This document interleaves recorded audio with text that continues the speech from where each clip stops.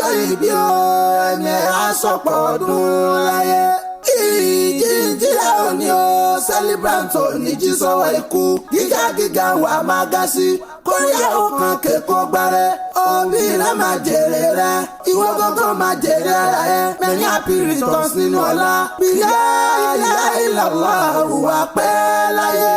Happy birthday to you. Ẹ̀mí ẹ̀ àsọpọ̀ ọdún láyé. Ọjọ́ tó wáyé ògì ìṣeré ògùn fọgbẹ́ táwọn òbí ẹ̀ ò lè sọ tó máa jẹ́ láyé. Báyé bá dùn fún ẹ̀ ó yẹ kọ́mọ lu àbí dúpẹ́ o pariwo ọpẹ́ o ọ̀rẹ́ mọ́yá láì mọ́re o. Ọjọ́ tó wáyé ògì ìṣeré ògùn fọgbẹ́ táwọn òbí ẹ̀ ò lè sọ tó máa jẹ́ láyé.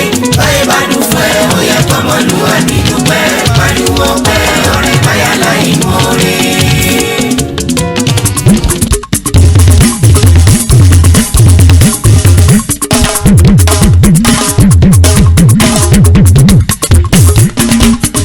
Oh yes.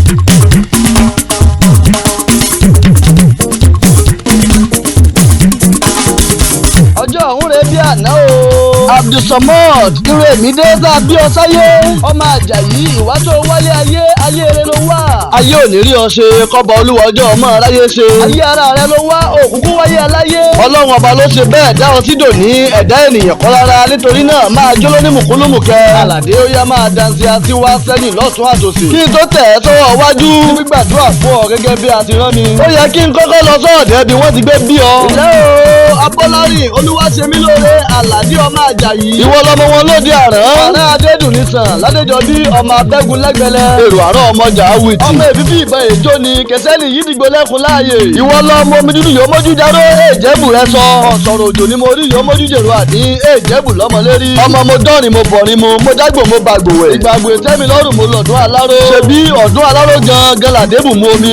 Gbogbo fi ń dùn mọ́ máa rán lórí yùgbàyùgbà. Ìwọ lọmọ wọn ní Mojí máa gán. Ọmọ àgéré tìgétìgé ọmọ ẹ̀pá ní Mojí. Ọmọ enígbó mọ́wọ́ ọmọ pẹ̀dín aṣákẹ́kẹ́ ẹran gbọ́dọ̀ wọgbó ẹ̀pá. Bàbá ìjádójú ọ̀nà ó padà sẹ́yìn. Abìkó pẹ́pẹ́ pẹ́ lórí orókè ó wò rẹ̀ pa. Ẹ̀pá Olúmọ̀tẹ́kùn Olúbánkẹ́ òtété amọ́lẹ́sẹ̀ bí ẹ̀ga. Ìwọ lọmọ ojúgbélé ojúyẹngbà ọkọ tètè kan tètè mólú lọ́ra. Ó jẹ́ ń dá ọmọ ní àbẹ̀ òun. Ó bá tún jọjọ́ mí ọjọ́ olóore kórìkì àmọ́ ríre bára wa ṣe. Ó yẹ máa gbọ́ mi Àlàdé. Ikú kì í pẹ́sà lójú ran agẹmọ kì í kú ní kékeré. Ire mi dé ikú ò ní pa ọ́ àrùn ò ní gbé ọdẹ. Ire lójú owó rí ọmọ Àjàyí Suleiman kó o máa ríre lọ́jọ́ ayé rẹ gbogbo. Ọmọ ajé akàfáyà ìbànújẹ́ kéré tóbi kò ní yà sọ́ọ̀dì àwọn òbí rẹ. Olúwa ọjọ́ ọjà gbàdògbò lókè èèpẹ̀. Ọgbọ́n fún ọ. Ìmọ̀ fún ọ lọ́lá àlá.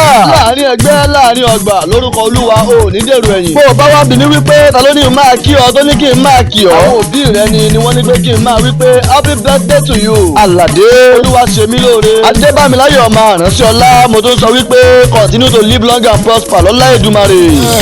Ìjó ọpẹ́ ló dẹ̀ tukù kájọ máa ṣe owó ọpẹ́ ló dẹ̀ tukù kájọ máa san ẹ ṣe ẹ wá everybody ẹ ṣeun kan o.